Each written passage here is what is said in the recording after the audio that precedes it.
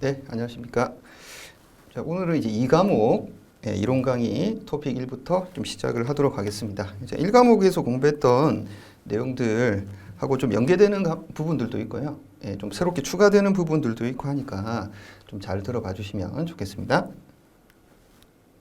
네, 우리 2과목에서 공부를 하시는 내용들이 기본적으로 이제 대한투자운용, 투자 전략인데, 이제 대한투자운용은 보통 이야기 많이 들어보셨을 거예요. 뭐 헤지 펀드니, 뭐 사모펀드, 자 그런 것들과 이제 일반적인 주식 채권하고 좀 다른 이제 부동산을 이용한 펀드 같은 것들.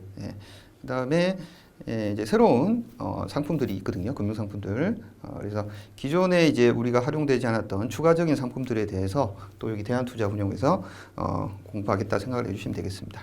자, 그다음에 2장에서 공부하는 거는요. 해외 증권 투자 운용과 투자 전략에 해당되는 부분들인데, 해외 증권에 해당되는 부분들이 어떤 것들이냐면, 예를 들면 뭐 우리가 한국의 투자자라고 하더라도 꼭 한국 주식만 우리가 투자를 하는 건 아니잖아요. 마찬가지 미국의 투자자들도 미국의 주식만 투자하는 거 아니지 않습니까? 그럼 이제 미국의 투자자들도 한국이라든지 아니면 뭐 유럽이나 투자를 할 테고, 우리나라도 마찬가지. 이제 그런 투자를 했을 때 발생할 수 있는 어떤 리스크 중에 제일 큰 리스크가 이제 환율 변동에 따른 리스크죠. 환율 변동이 이제 크게 되면 당초에 내가 수익을 얻었다고 하더라도 환율 때문에 실질적인 수익이 더 줄어들거나 수익이 더 늘어날 수도 있기 때문에 이런 이제 환율 요소들 같은 것들도 한번 또 같이 보실 수 있을 겁니다. 자, 그다음에 이제 뭐 투자 분석 기법에 해당되는 부분들, 이 주식 투자해 보신 분은 아시겠지만 우리가 이제 투자 분석하는 이 기법 중에 대표적인 게 차트 분석하는 거하고, 그다음에 우리가 이제 재표를 분석을 해서 기업의 가치를 평가하는 거거든요.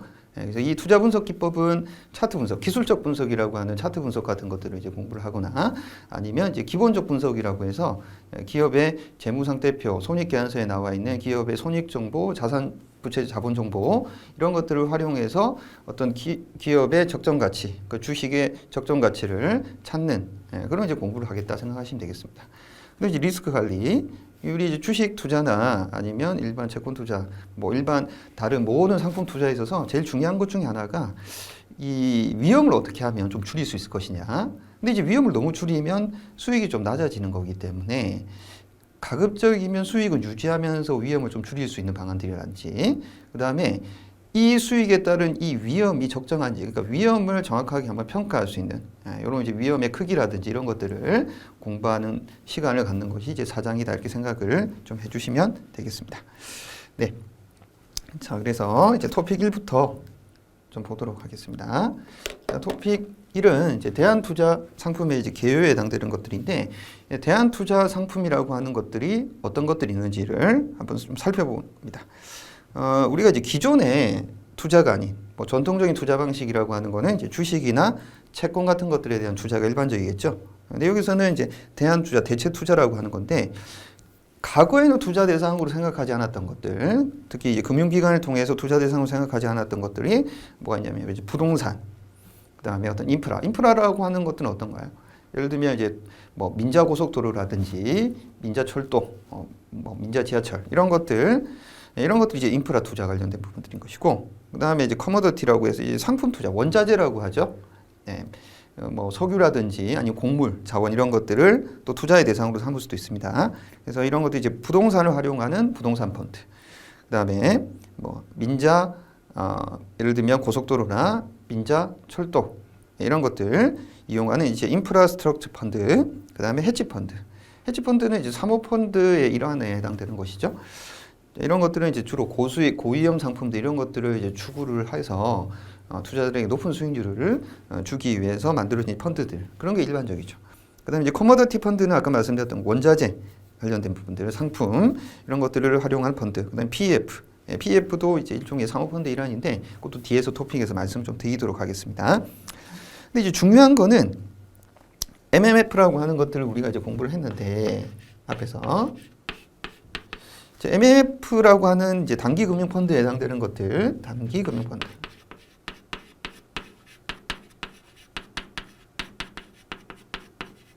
네. 단기 금융 펀드는 이거는 대한투자 상품에 포함이 되지 않습니다. 주로 이제 MMF에 포함되는, MMF에 이제 편입되는 우리가 이제 상품들은 주로 어떤 거예요? 예, 단기적으로 운용을 해서 우리가 이제 수익을 얻을 수 있는 만기가 짧은 것들이잖아요. 우리의 전통적인 투자 대상이라고 할 수 있는 뭐 예를 들면 이제 금융 상품들 중에서도 만기가 짧은 것들, 예, 그런 것들이 여기 들어가는 거기 때문에 대안 투자 상품에 포함되지 않는 것이다. 요걸 좀 기억을 해주시면 좋겠습니다. 자, 그다음에 이제 대안 투자 상품의 이제 특징에 해당되는 부분들이 있는데, 이제 전통적인 투자 상품과는 이제 낮은 상관관계를 가지고 있다. 그럼 예를 들면 이제 주식이나 채권 같은 상품들하고 예를 들면 이제 부동산하고 어떤 연관성 뭐 없지는 않겠지만 그렇다고 해서 그렇게 높은 상관관계를 줄 수가 없는 거거든요. 그러니까 상관관계라고 하는 결국 이제 수익의 어떤 패턴, 네, 수익의 패턴, 자산의 가치에 이제 평가가 됐을 때 이제 수익의 패턴이 좀 서로가 상이한 것들이 낮은 상관관계인데, 예를 들면 이제 주식 시장은 이 불황인데 부동산 시장이 호황인 경우도 있잖아요. 예, 그런 것들이 이제 상관관계 낮죠. 예.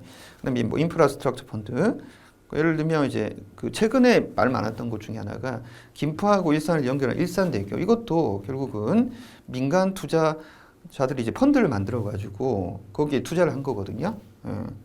근데 그게 이제 뭐 예를 들면 주식 시장이 호황이든 하락이든 그 일산대교 수익을 창출하는데 영향이 있습니까? 없잖아요. 거기는 어차피 도로 통행량 이런 것들이 어떤 영향을 크게 미치는 것들이기 때문에 뭐 그런 것들이 실질적으로 상관관계, 전통적인 투자 상품의 주식과 채권과 어떤 상관관계가 높다 이렇게 말하기가 좀 힘들죠. 근데 이제 최근에는 상관관계가 높아진 새로운 형태의 이제 대안 투자 상품들도 나타나고 있습니다. 그래서 뭐 기존의 어떤 부동산이라든지 인프라스트럭처 이런 거 말고도 추가적인 어떤 상품들이 많이 나오는데, 헤지펀드나 PF 펀드 같은 경우에도 우리가 이제 어떤 고수익을 추구하기 위해서 주식 중에서도 이제 파생 상품에 해당되는 것들 이런 것들도 편입시킬 수 있고 하다 보니 기본적으로 상관관계가 높아지는 그런 대안 투자 상품들도 점차 늘어나고 있다 이렇게 생각하시면 되겠습니다. 예. 그다음에 이제 환매 금지 기간이 있다. 환매 금지 기간. 그래서 내가 가입을 하고 난 다음에 나 더 이상 여기 투자 안 하겠습니다라고 하는 것들이 환매잖아요. 근데 그게 이제 제한 일정 기간 제한이 있다 이렇게 생각하시면 되겠죠. 그럼 투자 기간 일반적으로 길다. 아주 장기를 두고 높은 수익을 추구하는 것들이 많기 때문에 특히 이제 부동산이나 인프라스트럭처 같은 거 생각을 해보세요. 인프라스트럭처 같은 경우에는 뭐 민자 고속도로라 이런 거는 뭐 실시 설계부터 실질적으로 준공해서 이르는 기간까지의 어떤 기간이 거의 뭐 짧으면 4, 5년, 길면 뭐 10년, 12년 이렇게 가는 거기 때문에 장기간 투자를 할 수밖에 없는 거죠. 네. 자, 그 다음에 이제 장외에서 거래되는 특징이 있다. 장외에서 거래. 이게 이제 뭐 거래소 시장을 통해서 이루어지기보다는 부동산 펀드나 인프라스트럭처 펀드 같은 경우에 이게 뭐 주가 지수가 있고 그런 게 아니잖아요. 그렇죠? 네. 어떤 뭐 상품 펀드도 마찬가지입니다. 장외에서 거래가 되기 때문에 장외에서 거래된다는 것 자체가 매수자와 매도자를 서로 이제 매칭해서 찾기가 쉽지가 않죠. 그러면 기본적으로 유동성이 부족해지는 그런 이제 단점들이 있을 수가 있습니다. 예. 자, 그 다음에 이제 매수 중심이 아닌 차입, 그 다음에 공매도, 파생 상품의 활용도가 높다. 예. 매수만을 해서, 그러니까 예를 들면 이제 롱 포지션이라고 합니다. 우리가 보통 이제 롱 포지션이 매수고, 그 다음에 이제 숏 포지션이 이제 매도거든요. 이제 매수 포지션만 하게 되면 내 돈이 이렇게 들어가야 되는 거거든요. 근데 이제 매도 포지션이라고 하는 거는 쉽게 생각하면 주식 같은 건 매도라고 하는 것들은 이제 무슨 말 파는 거잖아요. 팔아요. 근데 이제 매수는 기본적으로 캐시플로우가 빠져나가야 되는 거니까 자금 조달이 필요한 거죠. 캐시플로우. 근데 이제 매도는 캐시플로우 돈이 들어오는 거잖아요. 그러면 이제 자금 조달이 필요하진 않죠. 그럼 이제 대신 뭘 해야 돼요? 팔아야 되는 거는 기본적으로 내가 보유하고 있어야 되잖아요. 해당 종목을. 근데 이제 해당 종목을 보유하고 있지 않은 상태에서 팔 수도 있는데 그걸 이제 뭐라고 하냐면 그걸 이제 보통 우리가 공매도라고 하죠. 공매도. 이건 어떻게 하는 거죠? 주식이나 채권 같은 빌려와서 이제 파는 거죠. 빌려와서 파는 거. 예, 빌려와서 파는 것들이 이제 공매도에 해당이 되는 부분들이다. 이렇게 생각을 좀 해주시면 되겠습니다. 빌려와서 파는 것들. 자, 그렇게 생각을 좀 해주시면 되겠고. 예. 자, 그래서 매수 중심이 아닌 차입, 공매도, 차입 같은 것들을 해가지고 예를 들면 이제 자금을 더 많이 확보하는 거죠. 그럼 이제 투자할 수 있는 자금을 더 많이 모았기 때문에 투자 금액이 더 커질 수가 있는 거죠. 공매도라고 하는 건 아까 말씀드렸던 것처럼 주식이나 채권 같은 걸 빌려와 가지고 우리가 팔아버리고 나중에 어떻게 하는 거죠? 이 주식이나 채권을 다시 사서 되갚아 주는 거죠. 예, 그런 흐름이 이제 공매도다 생각하시면 되겠습니다. 그러니까 파생 상품 이런 것들도 활용을 많이 합니다. 기본적으로 대한투자 상품의 특징이 하이 리스크, 하이 리턴의 어떤 특징을 가지고 있다. 그 다음에 기관 투자자 또는 거액의 자산가들이 주로 참여한다. 아까 말씀드렸던 부동산이나 인프라스트럭처 같은 거 생각해 보시면 한번 그 프로젝트 단위로 투입이 되는 것들 금액이 적으면 뭐 수백억이겠지만 금액이 크면 이제 몇 조 단위로 들어가는 거거든요. 그러니까 몇 조 단위는 일반 투자자를 많이 모은다고 해가지고 좀 해결할 수 있는 영역에 제한이 있죠. 그래서 예를 들면 이제 큰 돈을 굴릴 수 있는 이제 기관 투자자라든지 거액의 자산가들 이런 사람들이 어떤 참여를 통해 가지고 이런 대한투자 상품에 투자를 할 수 있는 겁니다.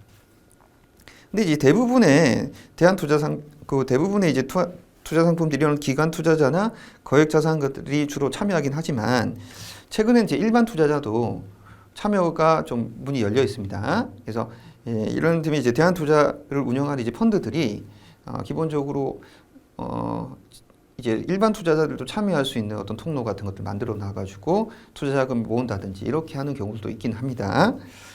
자, 그 다음에 높은 전문성이 요구되는데 이 대한투자 상품을 운용하는 주체가 이제 주식이나 채권하고 기존의 전통 투자 상품하고 좀 다르기 때문에 예를 들면 이제 인프라스트럭처 펀드다 이러면 그 부분에 대한 전문가가 필요한 거잖아요. 그래서 뭐 예를 들면 이제 건설업에 관련된 부분들에 대해서 경험이 있거나 그 부분에 대해서만 많은 지식을 가지고 있는 분들 이런 분들이 또 참여를 해야 되는 것이기 때문에 전문성이 일반 어떤 주식이나 채권 투자하는 것보다는 훨씬 더 요구되는 측면들이 있겠죠. 그래서 운용자의 능력이 매우 중시가 되고 대신 이런 전문성이 크고 다른 사람들이 하기 힘든 업무들이기 때문에 보수율도 높고 성공 보수가 존재하는 측면들이 있다 이렇게 생각하시면 되겠어요. 예. 그래서 보통 이제 해치 펀드 같은 경우에는 하이 리스크 하이 리턴이지만 수익이 크면 그에 따른 이제 반대급부로 높은 수수료를 이런 이제 펀드 매니저들한테 지급을 해줄 수가 있구나 이렇게 생각하시면 되겠습니다. 그래서 뭐 20 룰이 있는데 운용 보수는 2%인데 성공 보수 20%. 그러니까 성공 보수라고 하는 거는 우리가 이제 목표하는 수익에 도달하거나 목표하는 수익보다 뭐 더 크게 수익을 얻게 되면 성공 보수 20%를 보장한다. 이런 것들을 미리 우리가 이제 운용 시작하기 전에 계약을 할 수도 있는 거예요. 약정으로 할 수 있는 거죠. 그다음에 이제 전통 자산과 달리 유동성 위험, 그다음에 운용력 위험.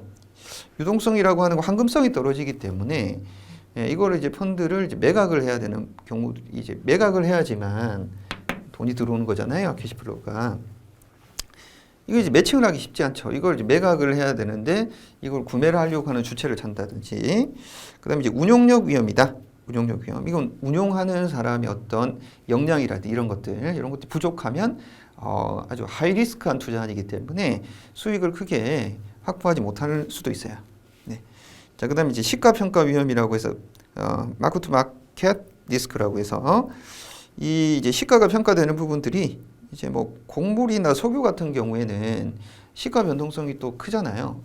뭐 시간 단위로 바뀔 수도 있고 하다 보니 내가 이제 이거를 매각을 해서 현금으로 확보하려고 하는 시점에 이 적절하게 내가 목표로 했던 그 어떤 시가에 다다르지 못하는 그런 이제 상황들이 발생할 수도 있다는 거죠. 매각 금액 자체가.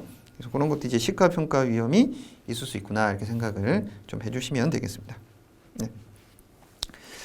자, 그래서 여기서 이제 중요한 것들이 거기 언급되어 있는 것처럼 상관관계에 관련된 전통적인 투자상품 낮은 상관관계를 띠고 있지만 기본적으로 최근에는 이제 상관관계 높은 상품들도 생기고 장외에서 거래되는 특징이 있다. 그래서 황금성이 낮아지고 그럼 유동성이 낮아질 수밖에 없다 이렇게 생각을 해주시면 되겠습니다. 네. 네, 그다음 이제 부동산 투자 분석의 종류에 해당되는 부분들 토픽으로 보도록 하겠습니다. 이제 부동산 투자 분석을 하는 데 있어서 기본적으로 현금 흐름을 이제 고려한 우리가 이제 투자 분석이 있을 수도 있고, 그다음에 이제 어떤 비율을 분석하는 투자 분석이 있을 수도 있을 겁니다. 그래서 이제 부동산 우리가 투자 분석에 해당되는 부분들을 크게 이제 두 가지 비율 분석도 보고 현금 흐름 분석도 보는데, 먼저 이 부동산 투자와 관련돼서는 비율 분석부터 먼저 좀 살펴보도록 할게요. 네. 자, 비율 분석이라고 하는 것들은 이제 어떤 것들이냐, 뭐 단위 면적당 가격, 그다음에 이제 수익 환원율, 그 이쿼티는 이제 자기 자본이죠. 그 자기가 투자한 금액에 대비해서 배당률이 어느 정도 되는지, 그다음에 이제 부채 부담 능력에 따른 비율 이런 것들이 비율 분석에 해당이 되는 거네요. 그럼 이제 현금 흐름 분석은 이제 수년제 가치법이라든지 뭐 수익성 지수법, 내부 수익법 이런 거는 제가 뭐 기초 입문 과정에 좀 설명을 좀 드렸던 거죠. 그다음에 이제 조정된 내부 수익률이라고 해서 이게 이제 현금 유출과 현금 유입에 해당되는 시점을 이제 한 번만 정했는데 유입과 유출을. 근데 이게 중간에 유입과 유출이 이제 지그재그 형식으로 발생한다든지 아니면 바뀐다든지 했을 때 이제 적용할 수 있는 것들이 뭐 조정된 내부 수익률 방법이다 이렇게 생각을 해주시면 될 것 같습니다. 예. 자, 일단은 이제 비율 분석을 하는데 단위 면적당 가격에 해당되는 부분들.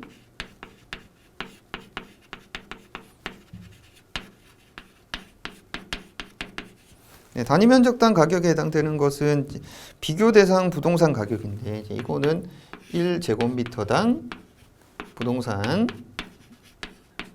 가격. 네. 이렇게 쓰는 거죠. 그러니까 보통 우리가 이제 뭐 아파트 같은 거 살려고 할 때 어떻게 언급해요? 평당 얼마 이렇게 이야기를 하잖아요. 그러니까 요새는 이제 평당이라고 하는 수치를 잘 안 쓰는 상황이기 때문에 제곱미터를 많이 쓰는 거죠. 그래서 제곱미터당 얼마 이렇게 그래서 그 부동산의 가치가 적정한지 이런 것들을 한번 분석을 해보는 거잖아요. 그래서 비교 대상 이제 부동산 가격에 해당되는 부분들 단위 면적당 가격을 통해 가지고 이제 어느 정도 되는 지금 가치를 가지는 건지 이런 거 평가하는 거죠. 그래서 과거에 내가 단위 면적당 가격 얼마 주고 매입을 했는데 매도하는 시점에 단위 면적당 가격이 얼마다 그럼 그걸 가지고 우리가 수익률 같은 것들을 우리가 추산을 할 수 있는 거지 않습니까? 자, 그 다음에 이제 수익 환원율에 해당되는 부분들. 수익 환원율에 해당되는 것은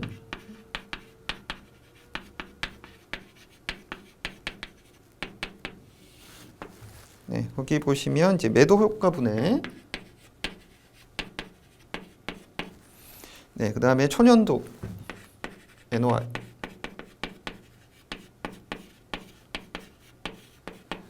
NOI는 이렇게 생각하시면 순 영업 이익이다. 이렇게 순영업이익.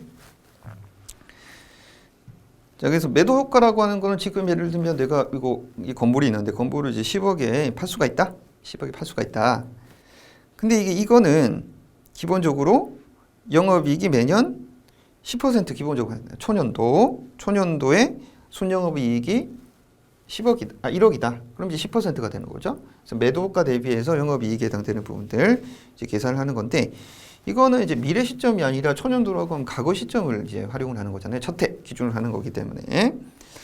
그래서 뭐 이 부분에 대한 것들은 이제 과거 시점을 활용하는 미래 기대 수익률을 반영하는 것은 아니다.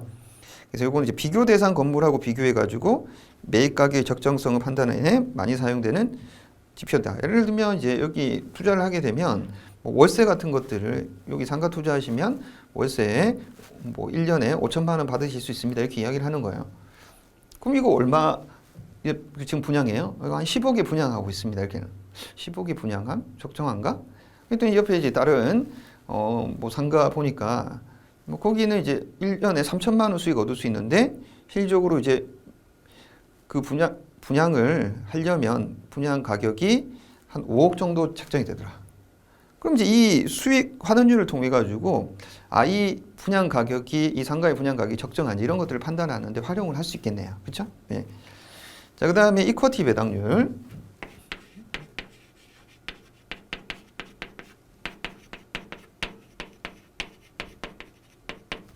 자, 이쿼티 배당률은 이쿼티가 뭐예요? 자기 자본 투자하는 거죠. 내 차입한 금액이 아니라 자기 자본 투자한 금액 대비해서 초년도의 세전 현금 흐름이 어떻게 되냐. 이게 요거하고 또 순영업이익은 이제 회계적인 이익인 것이고 이쿼티 배당률 같은 경우에는 거기 이제 언급이 되는 것처럼 이쿼티 투자에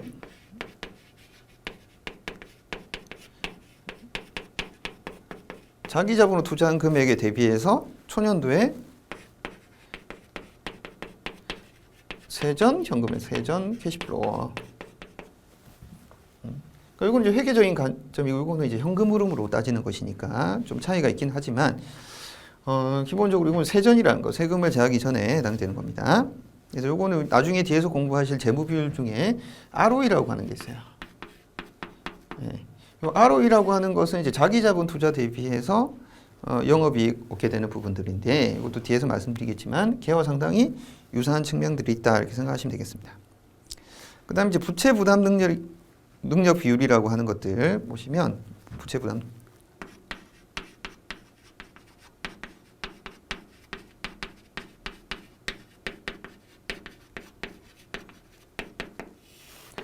네, 요거는 이제 차입 상환액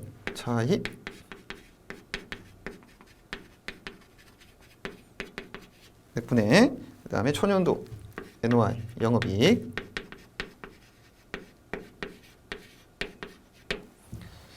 그럼 차입 상환하는 금액에 대비해서 NOI에 해당되는 부분들 부채 부담 능력 비율이다. 이게 차입 상환액이라고 하는 것들은 내가 부채가 많으면 많을수록 어떻게 되겠어요? 차입 상환액이 크겠죠. 네. 그런데 만약에 NOI가 작다, 얻게 된 영업이익이 적다. 그러면 이제 돈을 버는 족적 영업이익이 있다고 하더라도 이 빚 갚는 데 다 써버리는 거니까 실질적으로 나한테 이득이 되는 게 있습니까? 없습니까? 없죠. 그러니까 결국 분모가 크고 분자가 작아질수록 부채 부담 능력 비율에 해당되기 낮아지니까 이거는 투자자 입장에서는 좋은 거예요, 나쁜 거예요? 안 좋은 거죠. 돈 버는 족족 다 갚아야 되는 거기 때문에 남는 게 없다. 네. 근데 이제 반대로 차입 상환액은 적고 NOI가 크다. 매달 갚아야 되는, 이제 매년 갚아야 되는 돈 자체는 조금 낮은데, 근데 이제 얻게 된 영업이익이 크다. 그러면 부채 부담 능력 비율은 올라가죠. 그럼 좋은 거예요. 이건 좋은 거죠. 이건 양호하다 이렇게 생각을 해주시면 좋겠습니다. 네. 그래서 이게 우리가 재무 비율 분석 중에 이제 좀 유사한 것이 하나가 있는데 뭐냐 하면 그게 그 이자 보상 비율이라고 해서 자, 이자 비용 대비해서 영업이익에 해당되는 부분들 네, 이렇게 이제 계산하는 게 이자 비용 대비해서 영업이익에 해당되는 부분들을 계산하는 것 이자 보상 비율이다. 이자 보상 비율.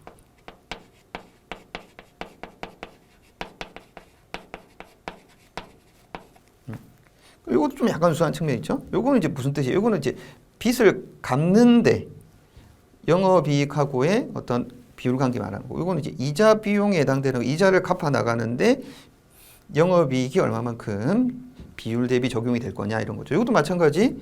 이자 비용이 어떻게 되는 게 좋아요?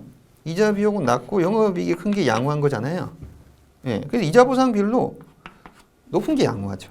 그렇죠? 예.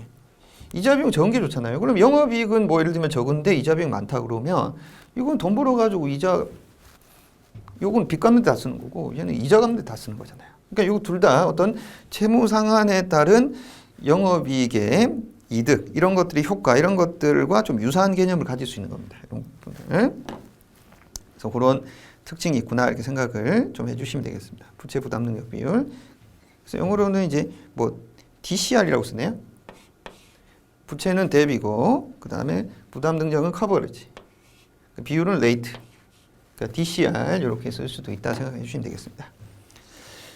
자, 다음은 이제 현금 흐름 분석에 해당되는 부분들인데 현금 흐름 분석.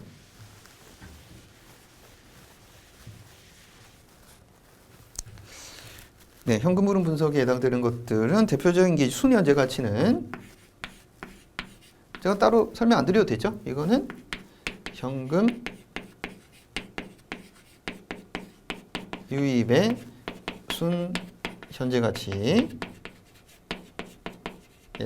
뭘 빼는 거죠? 현금 유출의 순현재 가치.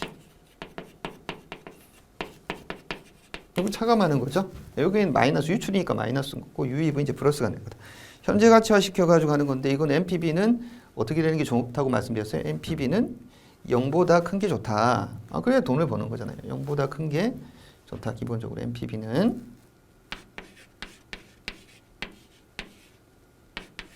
보다 큰 게 좋다. 그럼 이제 투자 채택을 한다. 이렇게 생각하시면 되겠죠. 자, 그 다음에 두 번째 수익성 지수에 해당되는 건 이제 PI법에 해당되는 건데, 이거는 이제 NPV는 공제, 차감하는 개념이라고 한 다음에 PI는 나누는 개념이죠. 그래서 분자는 현금 유입의 순 현재 가치 생각하시면 되겠고, 그다음에 분모는 현금 유출의 순 현재 가치. 그죠? 그래서 얘가 예를 들면 120이다. 그 다음에 100이다. 그럼 NPV는 얼마죠? 플러스 20이죠. 그러니까 NPV가 0보다 큰 거고, PI로 따지면 여기가 100이고 여기가 120이니까 얼마가 돼요? 1.2가 되죠. 1.2. 그러니까 기본적으로 현금 유출의 순 현재 가치보다 현금 유입의 순 현재 가치가 더 크면 PI 값은 1보다 커지는 것이다. 그러니까 이게 사실은 같은 표현이야. 같은 표현. 같은 거야. 예. 그럼 이렇게 되면 이제 투자 안에 투자를 하는 것이다. 이렇게 생각을 해주시면 되겠죠. 네. 자, 그다음에 이제 내부 수익률이라고 하는 거는 이렇게 생각하시면 되겠어요. 예. 현금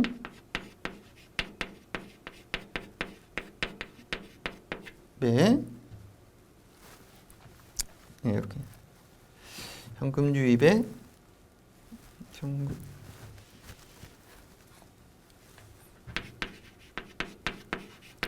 유입액과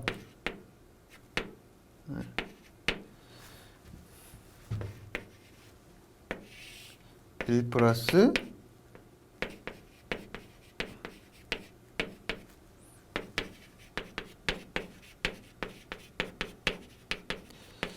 현금 유입액과 현금 유출액을 일치시켜주는 할인율에 해당되는 개념이다. 이렇게 생각하시면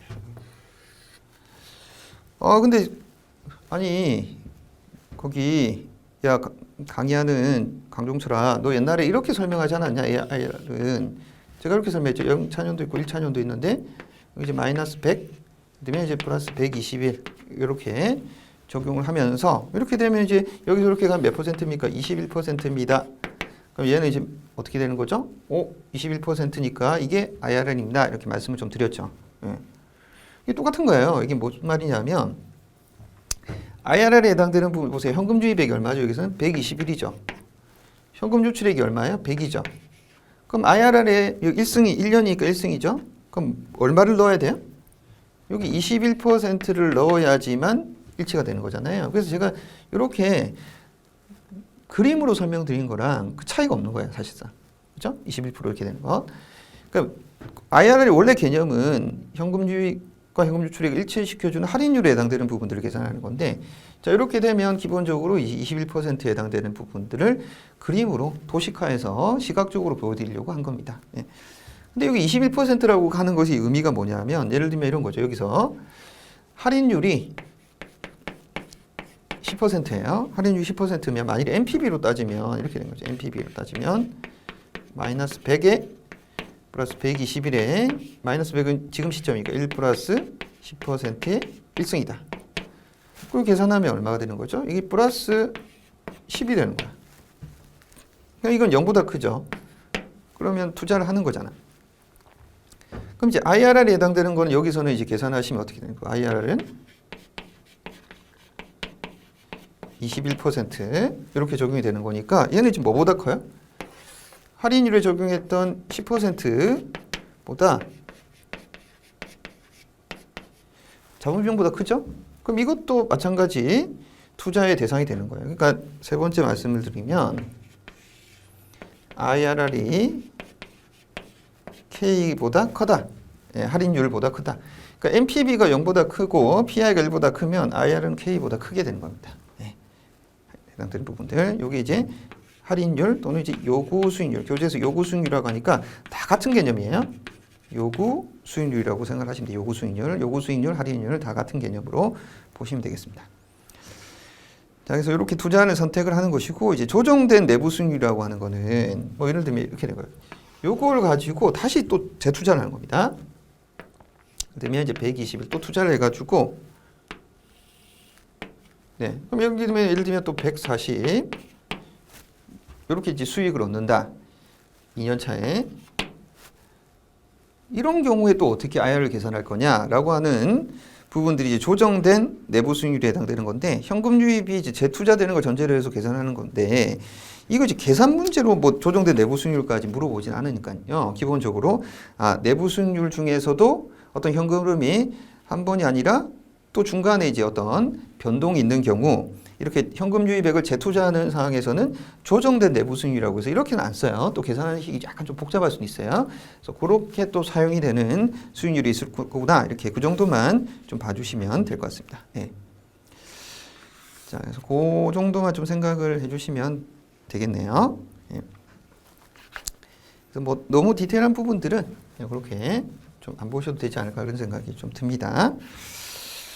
문제가 나오면 나중에 이제 뭐 수년제 가치 분석이라든지 그다음에 여기 나와 이제 수익성 지수, 내부 수익률에 해당되는 부분들 그런 것들을 한번 물어볼 수도 있으니까 한번 나중에 문제 풀이를 하면서 좀 말씀을 좀 드리도록 할게요.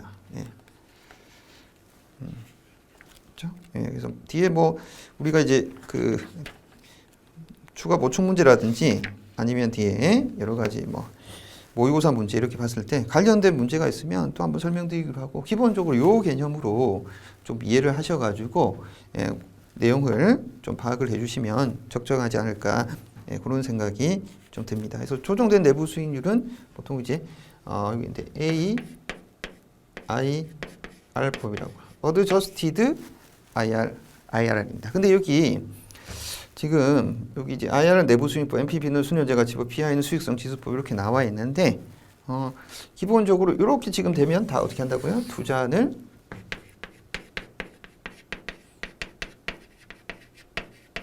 채택을 한다.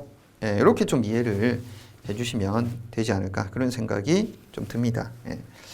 그래서 토픽 2에 해당되는 부분들은 여기까지 좀 살펴보셨습니다. 그래서 여기까지 하고 잠시 좀 쉬었다가 그 다음에 이제 토픽 3 부동산 투자 금융에 해당되는 부분들 몇 가지 개념들에 대해서 또 같이 좀 보시도록 하겠습니다.